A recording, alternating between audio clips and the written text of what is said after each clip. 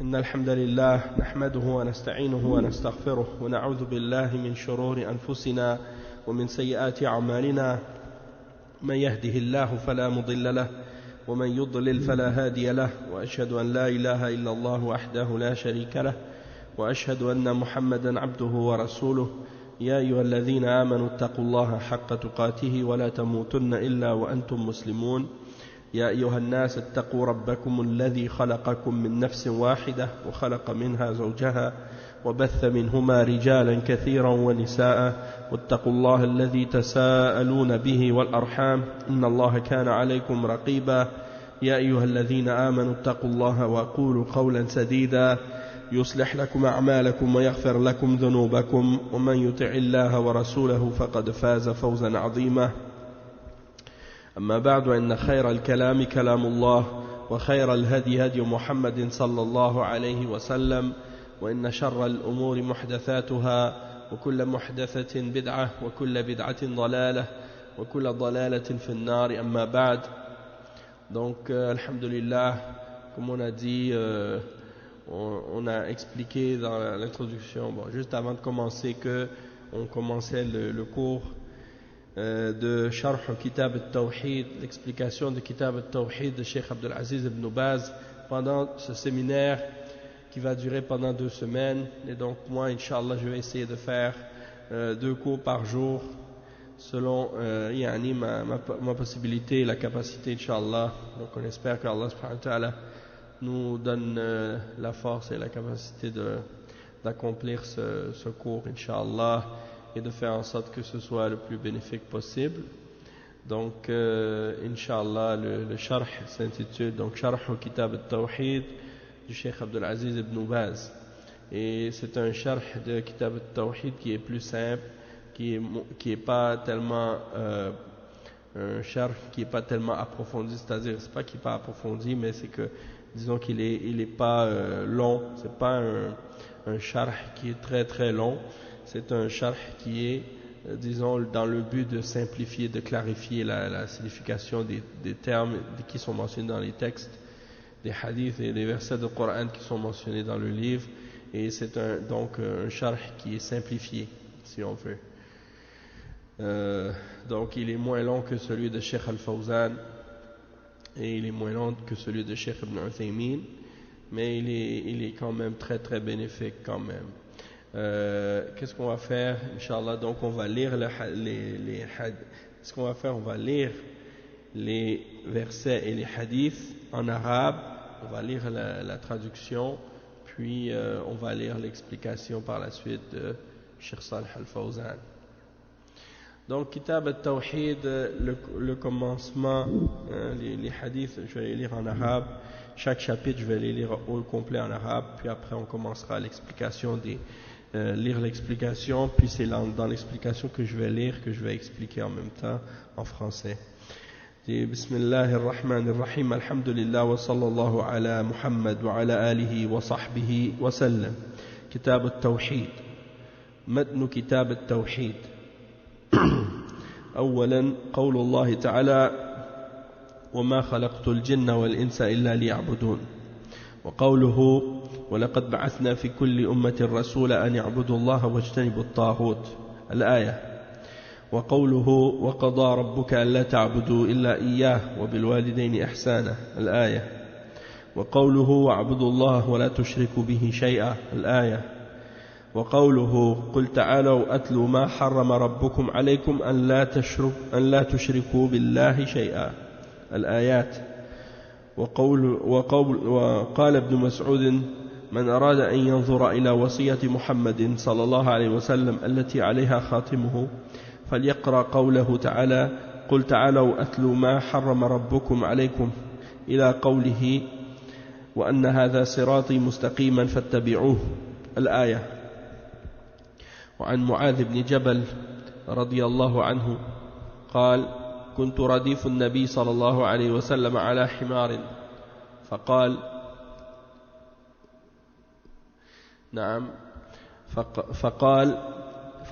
لي: يا معاذ، أتدري ما حق الله على العباد وما حق العباد على الله؟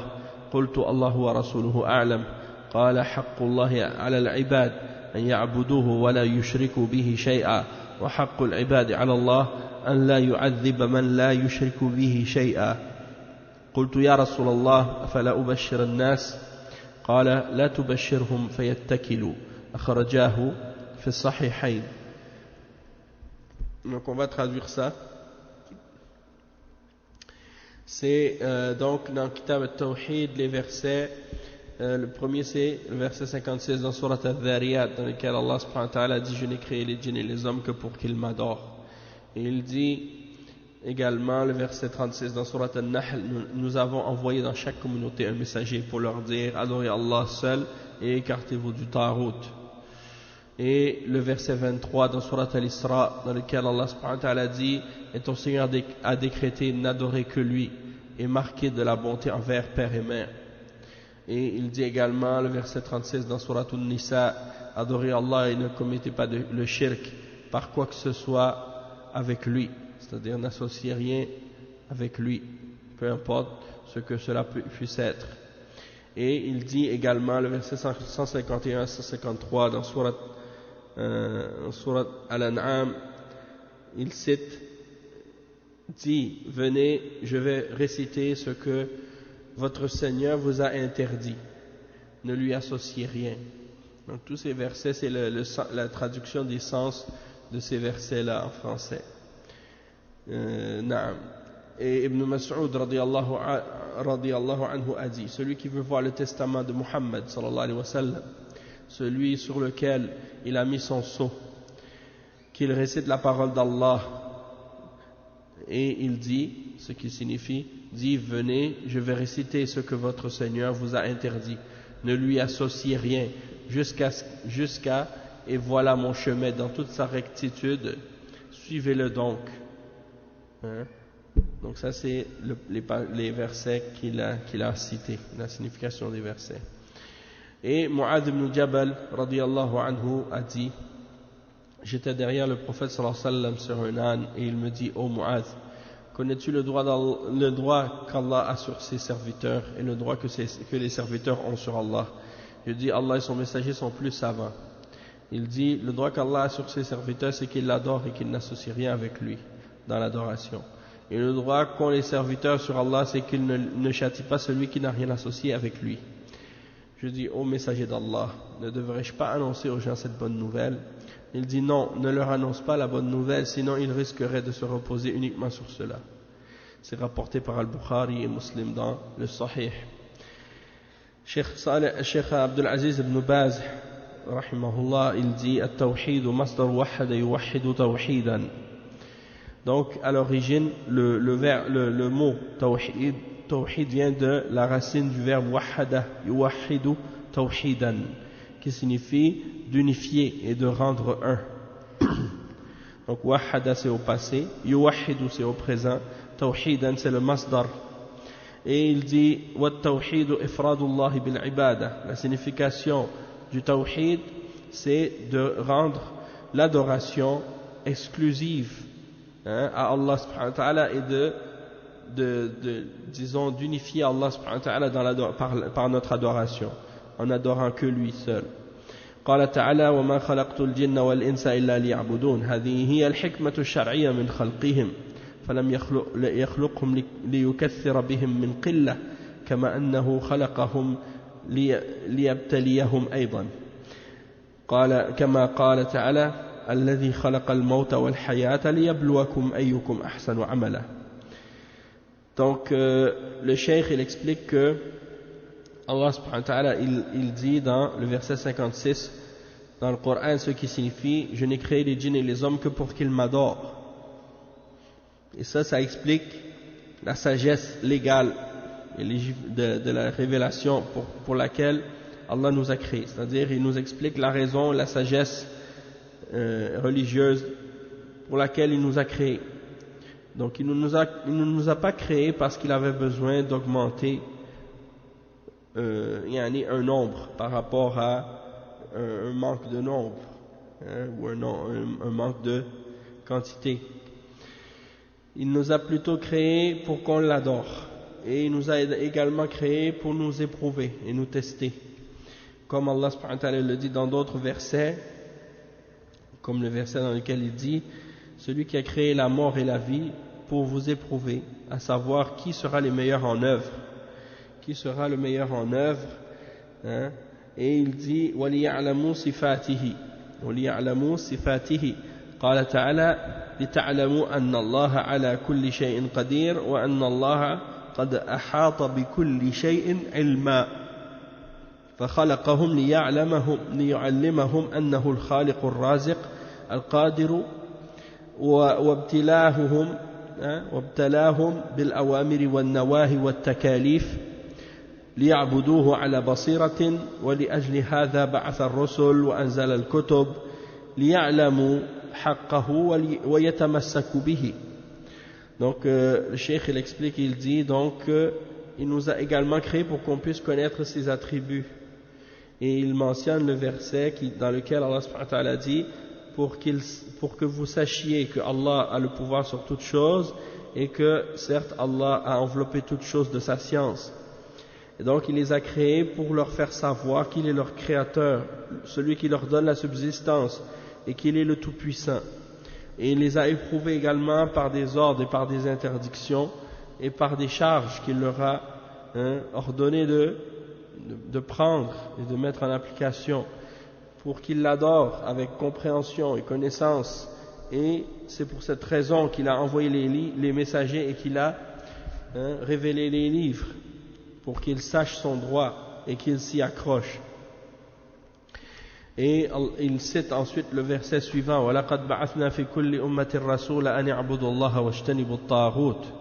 C'est-à-dire nous avons suscité dans chaque nation un messager en leur disant, ou en disant aux gens de ce peuple: adorez Allah seul et écartez-vous du Taghut. Le cheikh il explique, il dit, c'est-à-dire اعبدوا الله وحده واجتنبوا الطاغوت والطاغوت ما عبد من دون الله وهو راض أما ما عبد من دون الله وهو لا يرضى بذلك كالرسل والأنبياء فليسوا بطاغوت لأنهم لم يأمروا بذلك. Donc le cheikh il cite le verset, puis après il dit, c'est-à-dire, le verset signifie c'est-à-dire adorez Allah seul et écartez-vous du Taghut. Et le Taghut, c'est tout ce qui est adoré en dehors d'Allah subhanahu wa ta'ala et qui est satisfait de cela. Tandis que celui qui est adoré en dehors d'Allah mais qui n'est pas satisfait d'être adoré, alors celui-là il n'est pas un Taghut. Comme par exemple les messagers et les prophètes, ils sont adorés par certaines personnes, par des égarés, par des mouchrikines, par des ignorants, mais ils ne sont pas des Taghut parce qu'ils n'ont pas ordonné aux gens de les adorer. C'est les gens qui ont inventé ça, et c'est un mensonge contre les messagers et les prophètes. Le verset ensuite, le cheikh il cite: وَقَضَى رَبُّكَ أَلَّا تَعْبُدُوا إِلَّا إِيَّاهُ وَبِالْوَالِدَيْنِ إِحْسَانًا. C'est-à-dire, ton Seigneur a décrété n'adorer que lui et marquer de la bonté envers les pères et mères. Il dit يعني أمر وأوصى أن لا تعبدوا إلا الله لأنه هو المستحق للعبادة فلا إله إلا الله أي لا معبود بحق إلا الله فاعبدوه وحده ولا تشركوا معه في عبادته أحدا من نبي أو ملك أو ولي أو غير ذلك فعلى الإنسان أن يحذر من الشرك كله. Donc le cheikh il explique, après avoir expliqué, donc il a mentionné le verset, il a dit Allah subhanahu wa ta'ala il ordonne dans ce verset, il ordonne et il décrète qu'on ne doit rien adorer excepté lui et que c'est lui seul qui mérite l'adoration. Et donc quand on dit la ilaha illallah, ça signifie que rien ne mérite d'être adoré excepté Allah, lui seul, et n'associe rien avec lui dans l'adoration, ou n'associe rien, que ce soit un ange ou un homme saint, un pieux ou autre. Donc l'être humain il doit prendre garde et faire attention à l'idolâtrie et à tout ce qui est shirk. Il dit ensuite, le cheikh, le verset suivant, وَاعْبُدُوا اللَّهَ وَلَا تُشْرِكُوا بِهِ شَيْئًا قُلْ تَعَالَوْا أَتْلُوا مَا حَرَّمَ رَبُّكُمْ عَلَيْكُمْ أَلَّا تُشْرِكُوا بِهِ شَيْئًا الآيات أي قل يا أيها الرسل أو قل يا أيها الرسول تعالوا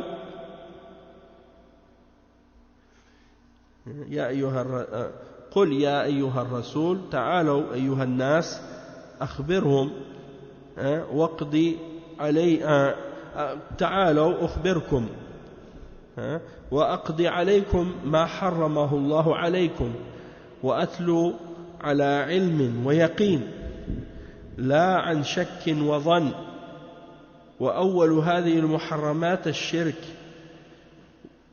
ولا صلة فحرم الشرك كما حرم المحرمات وأعظم هذه المحرمات هو الشرك.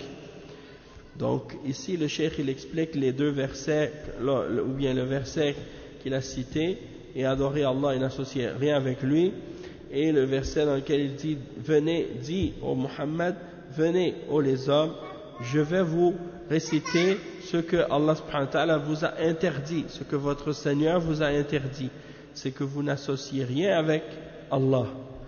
Et il dit ensuite, et les versets qui suivent par la suite, il dit ô Muhammad, dis ô toi le messager, venez ô vous les hommes, je vais vous informer et je vais vous raconter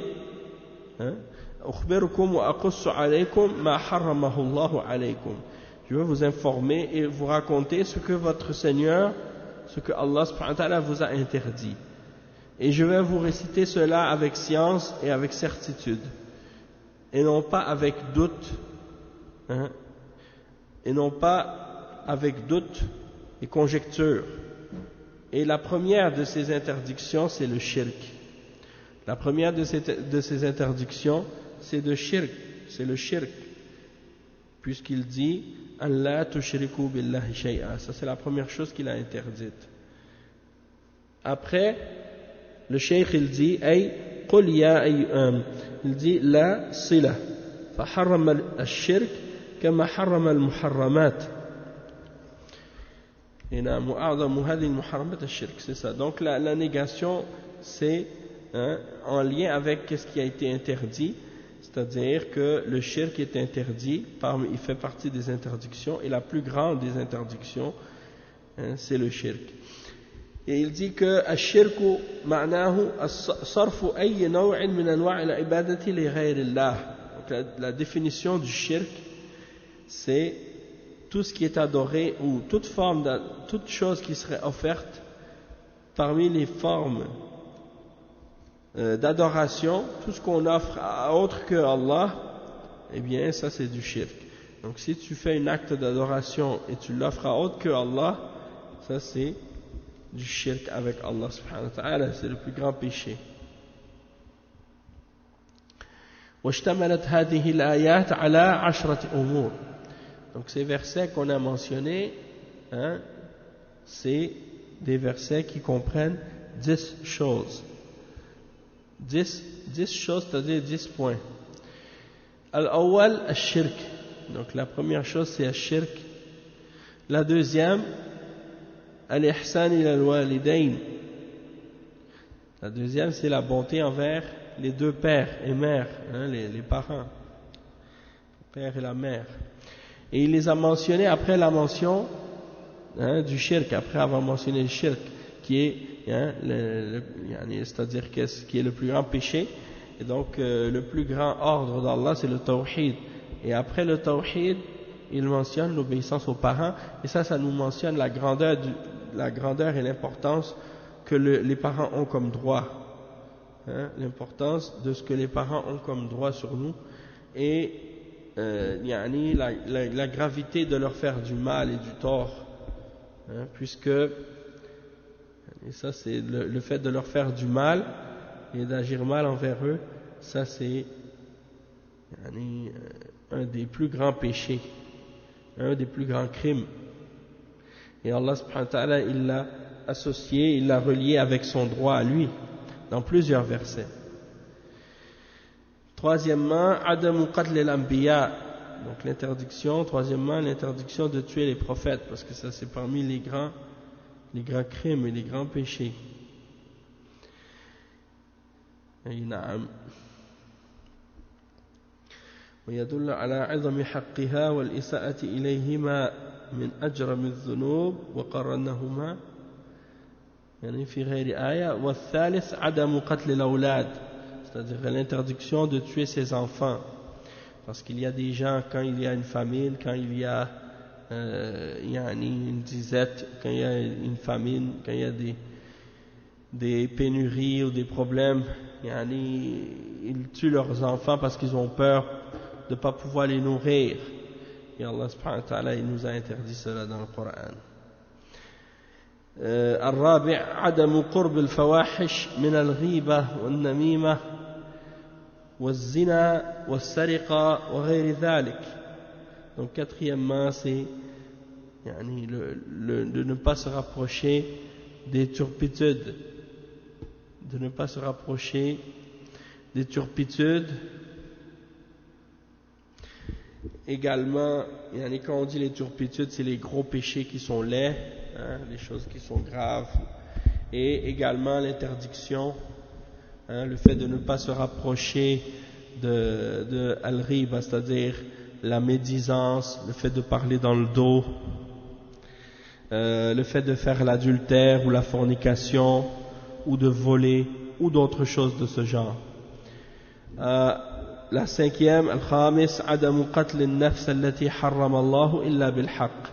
Donc la cinquième, c'est de ne pas prendre une âme que Allah a rendue sacrée, excepté pour un droit, excepté pour un des droits d'Allah subhanahu wa ta'ala. Donc ça, c'est l'interdiction du meurtre. Le meurtre, c'est parmi les grands péchés dans l'islam. Et le point numéro 6, عدم أكل مال اليتيم. عدم أكل مال اليتيم واليتيم هو الذي مات أبوه قبل الاحتلام. Donc le cheikh il explique qu'on n'a pas le droit de manger ou de consommer les biens de l'orphelin, et que l'orphelin c'est celui dont le père est décédé avant la puberté. Donc celui dont le père est décédé avant la puberté, il est considéré comme un orphelin. Et on n'a pas le droit de consommer les biens de son héritage ou les biens qu'il possède, injustement. Le point numéro 9 et 10.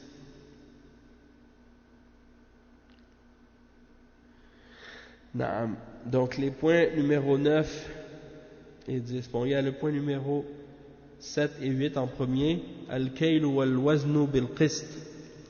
Donc le fait de prendre les mesures et les poids, les mesures des volumes et des poids avec justice. Donc si tu as pesé un certain volume de nourriture, des fruits ou des légumes ou quelque chose de ce genre, eh bien tu dois le faire en toute justice. La même chose avec les mesures de poids, de taille et autres. Tu dois faire ça justement et non pas de manière malhonnête, en faussant les balances. Ça c'est grave. Le point numéro 9, c'est le fait de respecter l'engagement d'Allah subhanahu wa ta'ala, al-wafa'u bi'ahdillahi. Et le point numéro 9, c'est al-adlu. Donc le 9, on a dit respecter les engagements, l'engagement d'Allah subhanahu wa ta'ala. Et le 10, al-adlu, c'est-à-dire la justice. وعهد الله ما أوصى به من عبادته وعدم معصيته وإفراده. Donc, ok, on a dit comme point numéro 9 que il faut respecter l'engagement d'Allah. Qu'est-ce que c'est l'engagement d'Allah? Cheikh bin Baz il dit وعهد الله ما أوصى به من عبادته وعدم معصيته وإفراده.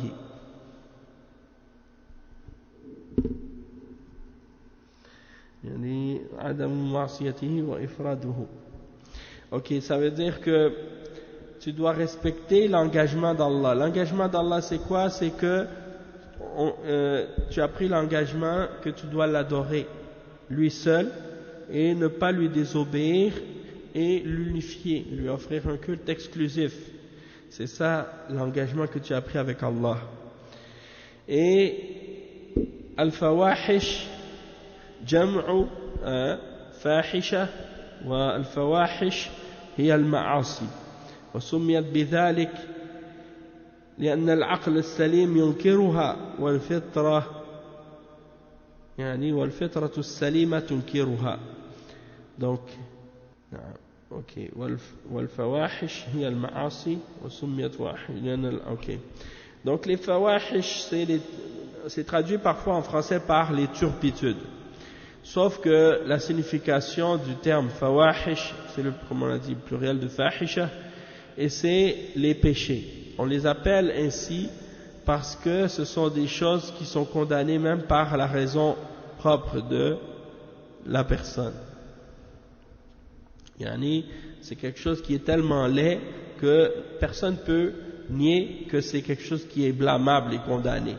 Toute personne qui a une nature saine et une raison comprend par instinct que c'est quelque chose de sale et de mauvais comme péché. Donc tu n'as pas besoin de faire des longues élaborations et d'explications ou de démonstrations de la laideur de ces péchés-là pour une personne qui a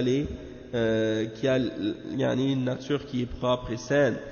Tandis que pour la personne qui a été corrompue par toutes sortes de choses comme les péchés, le shirk, les bid'a, les garments, la philosophie, et toutes sortes d'autres choses, ça arrive que parfois ils ne distinguent plus entre ce qui est bon et ce qui est mauvais, et ils vont même parfois trouver bien ou bon certaines turpitudes, imaginez.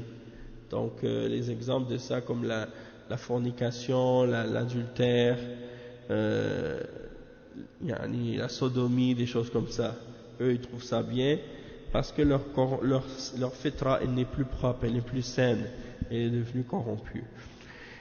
Ensuite, en ce qui concerne le hadith, la parole de Abdullah ibn Mas'ud, lorsque il a dit, celui qui veut voir le testament de Muhammad sallallahu alayhi wa sallam, alors qu'il regarde ce verset, on l'a lu, et al-wasiyya, qu'est-ce qui est mentionné dans le hadith ou dans la parole dans l'athar de Ibn Mas'ud, celui qui veut voir la wasiyya de Muhammad. Le terme wasiyya, on l'utilise parfois comme un testament, pour désigner quelque chose qui est comme un testament. Donc c'est qu'est-ce que le prophète il a laissé ici, c'est son ordre qui est certain et établi, et les choses qu'il a enjoint les autres à faire lorsque c'est quelque chose qui est particulièrement important. Donc c'est ça le wasiyya ici. Et donc qu'est-ce qu'il a laissé à ses serviteurs comme on a dit, comme injonction, comme testament, qu'est-ce qu'il a laissé comme note pour sa umma après sa mort? Eh bien c'est les versets qui ont été mentionnés dans l'introduction de ce chapitre, comme on l'a lu au début du livre, lorsque Abdullah ibn Mas'ud a lu les versets dans Surat Al-An'am, et on les appelle Al-Wasaya Al-Ashra. C'est Al-Wasaya Al-Ashra, c'est du verset 151 à 153 dans Surat Al-An'am. Donc c'est les 10 commandements, si on veut, ou conseils. Ensuite, le verset il dit Wal-Uqala. Al-Uqala, ensuite le cheikh il mentionne al-uqala hum alladhina ya'qilun هذه الأوامر أو هذه الأمور ويلتزمونها بعقولهم. Donc c'est ça.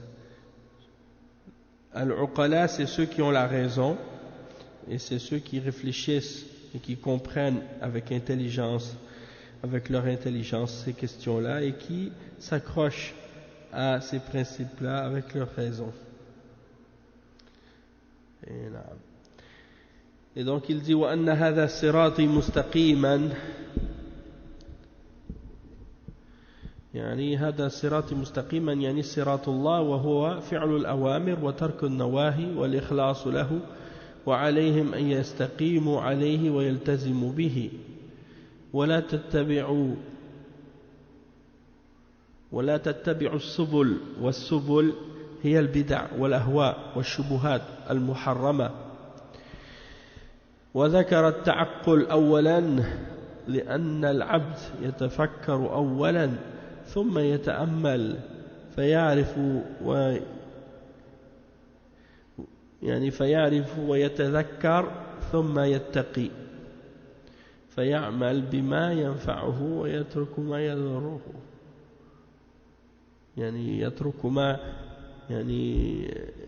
يترك ما يضره ويغضب ربه. Ok, donc il dit ici, ceci est mon chemin droit dans toute sa rectitude. Le chemin droit dont on parle ici, c'est le chemin d'Allah. Et, c'est-à-dire de faire les ordres et de s'écarter des interdictions et de purifier notre adoration pour lui. Ça c'est le droit chemin. De faire ce qui est ordonné, de s'écarter de ce qui est interdit, de purifier notre adoration pour lui seul. Et donc de rester accroché à cela et de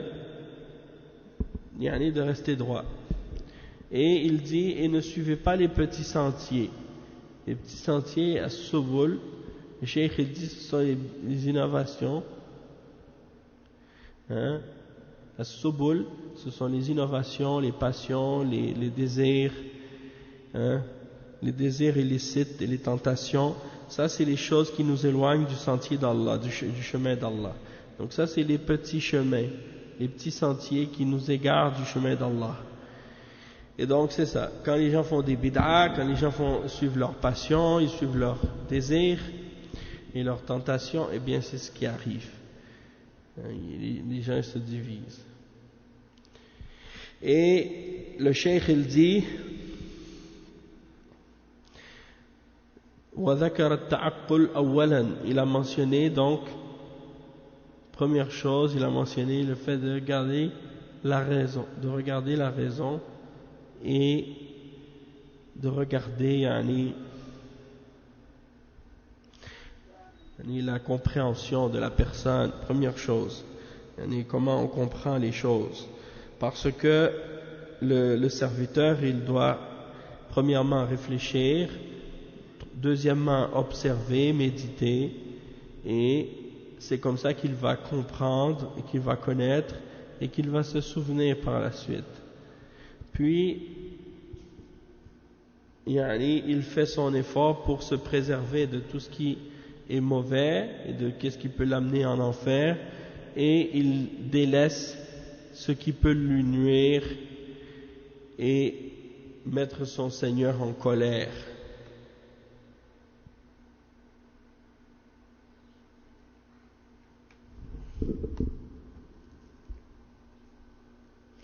نعم.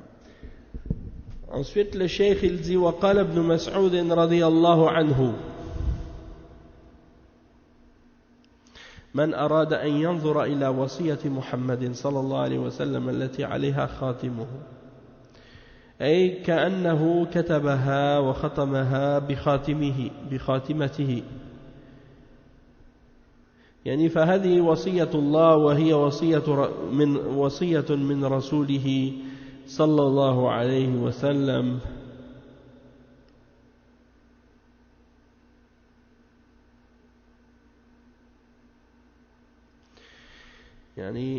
أي كأنه كتب وختمها بخاتمته فهذه وصية الله وهي وصية من رسوله صلى الله عليه وسلم. وكان الصحابة قد أسفوا لما أراد النبي صلى الله عليه وسلم أن يوصي ثم ترك ذلك.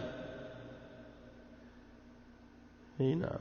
وذلك أنه حين أراد أن يوصي قال بعضهم أحضروا كتابا، وقال بعضهم لا تشغلوه وهو مريض، فأمر بإخراجهم وقال ما ينبغي عندي التنازع.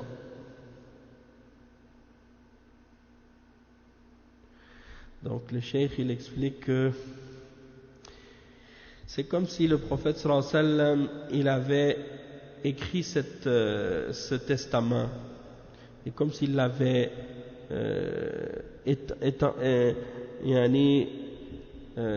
comme s'il l'avait scellé avec son sceau, avec son tampon, hein, il a mis son tampon dessus, et donc c'est pour dire que ça c'est le testament d'Allah, ce que Allah subhanahu wa ta'ala a ordonné, ce qu'il a enjoint, ainsi que son messager sallallahu alayhi wa sallam.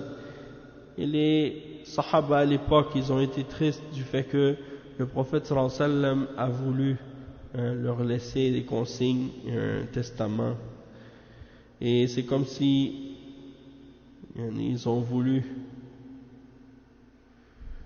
le faire, et au moment où ils voulaient le faire, il leur a dit, certains d'entre eux ont dit, amenez-lui quelque chose pour écrire, ou pour amenez-lui un livre ou quelque chose pour écrire, et d'autres ont dit non, ne le distrayez pas, laissez-le se reposer, il est malade. Alors on a ordonné à ce qu'ils soient tous expulsés, ou qu'on les sorte de là où il était pour le laisser se reposer. Et le prophète sallallahu alayhi wa sallam a dit ma yanbaghi indi at-tanazu', c'est pas bien de se disputer en la présence du messager sallallahu alayhi wa sallam. Et Abdullah ibn Mas'ud radiyallahu anhu il dit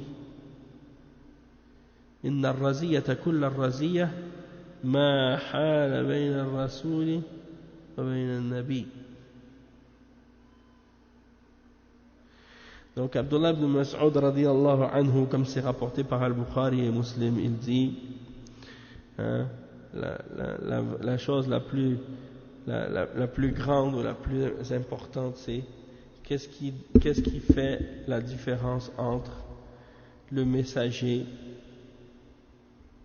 c'est qu'est-ce qui a plutôt empêché le messager de faire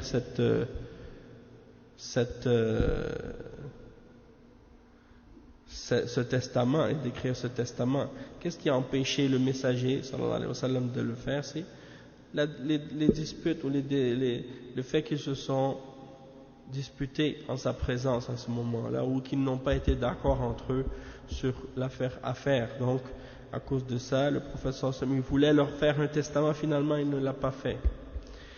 Et donc c'est ça que Abdullah ibn Mas'ud il mentionne ici. إن الرزية كل الرزية ما حال بين الرسول صلى الله عليه وسلم وبين أن يكتب الوصية. وجاء في الحديث أن الرسول صلى الله عليه وسلم قال لأصحابه ألا تبايعوني على هذه الآيات. Donc dans le hadith il est rapporté que le messager d'Allah sallallahu alayhi wa sallam il voulait prendre l'allégeance de ses compagnons sur ces versets-là, c'est-à-dire les versets 151 à 153 dans Surat Al-An'am. Comme j'ai dit, on les appelle les 10 les 10 commandements ou les 10 points. وعن معاذ رضي الله عنه. Oui, donc le hadith dans lequel il dit Ala tubayi'uni ala hadhihi l'ayat, c'est rapporté par Al-Hakim. dans le Mustadrak, mais il est déclaré da'if. Ensuite, selon Mu'adh radiyallahu anhu, dans le hadith dans lequel il a mentionné qu'il était le compagnon sur un âne avec le messager sallallahu alayhi wa sallam, hein, comme c'est mentionné dans le hadith célèbre, et il dit, on voit dans ce hadith la modestie du prophète sallallahu alayhi wa sallam, du fait qu'il est monté sur un âne, hein, avec quelqu'un. Donc ça c'est le fait que c'est un âne premièrement, et le fait qu'il a un passager avec lui. Donc ça montre qu'il est une personne humble, une personne simple. Il n'est pas orgueilleux et fier. Et le fait qu'il parle avec son compagnon de voyage, ou bien la personne avec qui il est sur la monture, c'était Mu'adh. Alors il parle avec lui, il discute avec lui, contrairement à ce que certains orgueilleux à notre époque vont faire. Premièrement, ils vont refuser de monter sur un âne, et deuxièmement, ils vont peut-être pas accepter de parler avec quelqu'un lorsqu'ils sont dans cette situation-là ou quelque chose de ce genre. Après, le cheikh il dit وفيه إخراج الفائدة والحكم بصيغة السؤال وهذا له وقع في قلب السامع ويكون متهيئا ومتحسبا يعني ومتحمسا للجواب بخلاف ما لو ذكر الحكم ابتداء فربما لم ينتبه السامع. Ici le cheikh il explique un autre bienfait parmi les bienfaits de ce hadith, c'est qu'il lui a fait sortir le verdict et le point bénéfique qu'il a mentionné par des questions. Il a commencé par des questions. Et le fait qu'il lui pose ces questions-là, c'est pour attirer son attention sur la réponse. Donc, le fait qu'il entende des questions de cette façon, qu'on lui pose la question et tout, ça attire son attention et ça fait en sorte que quand il entend la réponse, il a hâte de l'entendre, il est motivé, il est plus apte à l'accepter et à l'écouter, puisqu'il est attentif. Et là, contrairement à la personne, donc si on lui avait donné la réponse du premier coup directement, il n'aurait peut-être pas donné à la parole la même importance.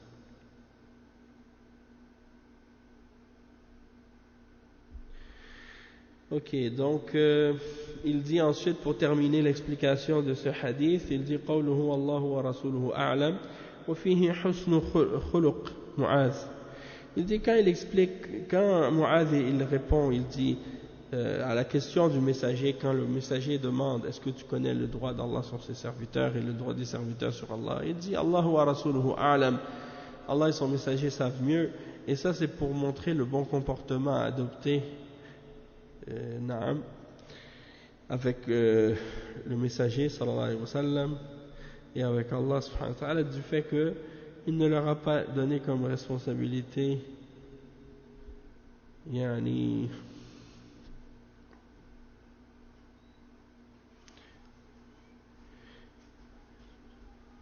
c'est ça, il ne s'est pas forcé à dire des choses dont il n'avait pas de connaissance. Ça, c'est ça l'obligation en fait. Il dit حيث لم يتكلف ما لا يعلمه وهذا هو الواجب أن يقول لا أدري والله أعلم والله ورسوله أعلم، يعني في حال حياته، وبعد وفاته يقول الله أعلم، أو لا أدري ولا يقول الله ورسوله أعلم، لأن النبي صلى الله عليه وسلم لا يدري ما أحدث للناس أو ما أحدث الناس يعني بعده، كما في حديث الحوض حين يقول أصحابي أصحابي فيقال له إنك لا تدري ما أحدثوا بعدك أو ما أحدث الناس بعدك. انتهى كلامه. Donc il dit, le cheikh il dit ce que les gens ont, c'est-à-dire tu vas dire comme pour montrer que tu vas pas parler sans science, tu réponds pas si tu connais pas la réponse, et tu dis Allah et son messager savent mieux. Tu vas pas parler sans connaissance. Et ça c'est, Allah et son messager savent mieux, ça c'est dans cette vie, tandis que si c'est après la mort du prophète sallallahu alayhi wa sallam, tu vas dire seulement Allahu a'lam, tu vas pas dire Allahu wa rasuluhu a'lam. Et il dit que le prophète sallallahu alayhi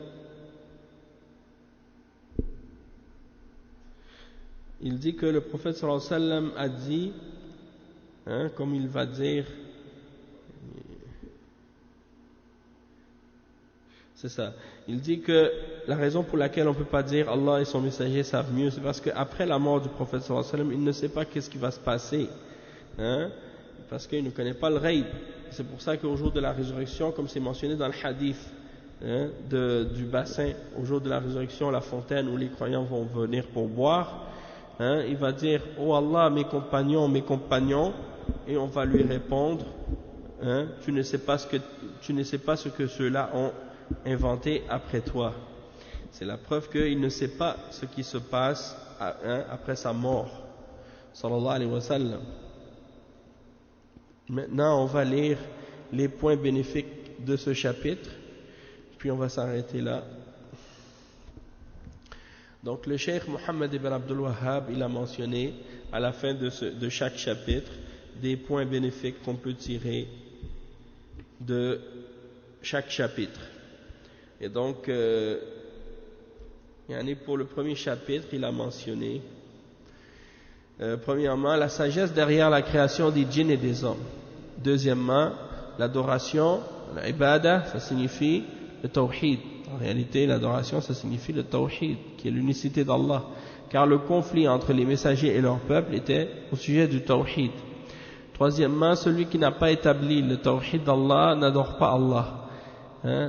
Il y a cela dans le sens de la parole d'Allah lorsqu'il dit ce qui signifie « Et vous n'êtes pas adorateurs de ce que j'adore. » dans Surat Al-Kafirun. Le quatrième point, la sagesse d'avoir envoyé les messagers. Donc là, ça c'est une des sagesses, c'est pour enseigner aux hommes le tawhid, pour les appeler à l'adoration d'Allah et combattre le shirk. Cinquièmement, le message a atteint toutes les nations, puisque Allah subhanahu wa ta'ala a envoyé des messagers à toutes les nations, comme il le dit dans le verset. Le point numéro 6, que la religion des messagers est unique, c'est-à-dire que Allah subhanahu wa ta'ala, il a envoyé des messagers aux différentes nations, et tous ces messagers-là sont venus avec la même religion qui est le tawhid, qui est l'islam. Septième point, un des plus grands points, l'adoration d'Allah ne peut être accomplie qu'en reniant le tarout. Il y a dans cela le sens de la parole d'Allah, donc quiconque renie le tarout. Quiconque renie le tarout. Donc ça c'est pour dire que tu ne peux pas adorer Allah sans avoir renié le tarout, c'est une condition. Huitièmement, le tarout est un terme général qui désigne tout ce qui est adoré en dehors d'Allah subhanahu wa ta'ala. Le point numéro 9, la grande importance pour les salafs, des 3 versets explicitement clairs dans Surat Al-An'am, dans lesquels il y a les 10 points dont le premier est l'interdiction du shirk. Ça on en a parlé tout à l'heure, les 10 points dans Surat Al-An'am, les 3 versets c'est 151 à 153. Le point numéro 10, les versets explicitement clairs dans Surat Al-Isra qui contiennent 18 points qui débutent par la parole d'Allah, n'assignent point à Allah d'autres divinités, sinon tu te trouveras méprisé et abandonné.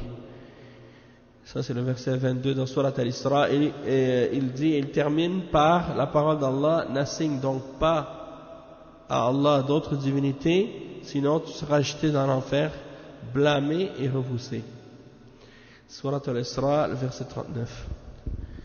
Et également, Allah nous a indiqué la très grande importance de ces points-là par la parole dans laquelle il dit dans le Coran, tout cela fait partie de ce que ton Seigneur t'a révélé et de la sagesse. Ok, le point numéro 11, le verset... Le point numéro 11, le verset dans Surat An-Nisa dans lequel Allah subhanahu wa ta'ala il mentionne les 10 droits et qui commence par la parole adorer Allah et ne lui donner aucun associé. 12, l'indication au sujet du testament que le messager d'Allah a laissé lors de sa mort. 13, la connaissance du droit qu'Allah a sur nous, qu'on l'adore lui seul. Et 14, la connaissance du droit qu'ont les serviteurs sur Allah s'ils ont respecté son droit. 15, ce point, la plupart des Sahaba ne le connaissent pas. Ce point, la plupart des Sahaba ne le connaissent pas. C'est-à-dire, le fait que si on l'adore lui seul et qu'on n'associe rien avec lui, on a respecté son droit et que ça c'est quelque chose qui fait que on a droit au paradis. Et quand le prophète sallallahu alayhi wa sallam a dit, quand le Mu'adh a posé la question, est-ce que je dois dire ça aux gens, et le prophète sallallahu alayhi wa sallam a dit non, ne leur dis pas, car sinon ils vont peut-être se baser uniquement là-dessus et reposer là-dessus leur espoir. Donc c'est pour dire, la plupart des sahaba ne connaissaient pas ça. Mu'adh il l'a pas dit à tout le monde au début, il l'a dit seulement à la fin de sa vie, comme c'est mentionné au début du hadith. Le point numéro 16, la permission de cacher la science lorsque c'est pour un bienfait quelconque. Donc on a le droit de cacher certaines vérités. On a le droit de cacher certaines vérités dans le but d'un bienfait. On a le droit de cacher la science lorsque c'est pour un bienfait quelconque. Mais bien entendu, c'est pas le cacher de façon permanente et pour toujours, non, c'est de le cacher pour un certain moment ou pour une certaine personne pendant un certain temps pour éviter un plus grand mal ou pour un bienfait. Mais par la suite, bien entendu, ça ne veut pas dire de cacher la science de façon absolue, mais juste relative. Et il dit, le point numéro 17, il est recommandé aux musulmans d'annoncer la bonne nouvelle d'une chose qui le réjouit. Le point numéro 18, la crainte de se reposer uniquement sur la largesse de la miséricorde d'Allah, sans faire les œuvres par exemple. Le point numéro 19, le fait de dire Allah et son messager sont plus savants lorsqu'on est sur une chose que l'on ne sait pas. Et le point numéro 20, il dit limiter l'enseignement d'une science à certains plutôt qu'à d'autres. La preuve, le prophète sallallahu alayhi wa sallam, il a enseigné ce hadith que à Mu'adh dans ce hadith-là, même si dans d'autres hadiths on retrouve la même signification, mais dans ce hadith-là il est peut-être plus explicite. Le point numéro 21, la modestie du prophète sallallahu alayhi wa sallam du fait qu'il monte sur un âne tout en prenant quelqu'un comme passager, derrière lui. Ça c'est la modestie. Il est humble, sallallahu alayhi wa sallam. Ensuite il dit, 22, la permission de prendre un passager sur une monture. Donc certains pourraient penser que c'est pas permis parce que c'est lourd ou des choses comme ça, alors que le prophète sallallahu alayhi wa sallam il l'a fait.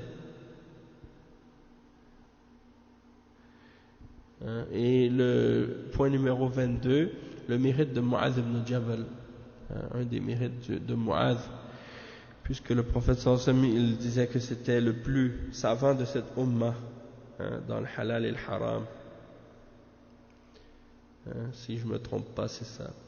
Et le dernier point, c'est le point numéro 24, la grande importance de cette question. Et la grande importance de savoir le droit d'Allah sur ses serviteurs et le droit des serviteurs sur Allah. On va s'arrêter ici, Inch'Allah, pour aujourd'hui. On continuera demain, bi'idhnillah. أقول قولي هذا وأستغفر الله لي ولكم فاستغفروه إنه هو الغفور الرحيم والسلام عليكم ورحمة الله وبركاته.